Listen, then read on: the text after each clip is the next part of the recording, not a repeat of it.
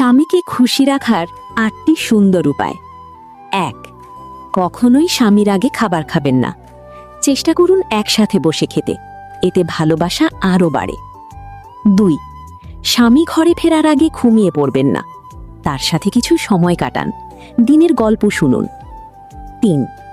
সকালে স্বামীর আগে ঘুম থেকে ওঠার অভ্যাস করুন, এতে সংসারের কাজও গুছিয়ে করা সহজ হয়। ৪. রাতে স্বামীর পছন্দের পোশাক পরুন, ছোট ছোট বিষয়েও সম্পর্কে ভালোবাসা বাড়ায়। ৫. অযথা শাড়ি গয়নার জন্য চাপ সৃষ্টি করবেন না, স্বামীর সামর্থ্য বুঝে চললে সম্পর্কে শান্তি থাকে। ৬. স্বামীর রাগ হলে নিজেকে সংযত রাখুন, রাগের সময় শান্ত থাকাই সবচেয়ে বড় বুদ্ধিমানের কাজ। ৭. স্বামীর কোনো কথা পছন্দ না হলে সাথে সাথে তর্ক করবেন না, সঠিক সময়ে শান্তভাবে নিজের মতামত প্রকাশ করুন। ৮.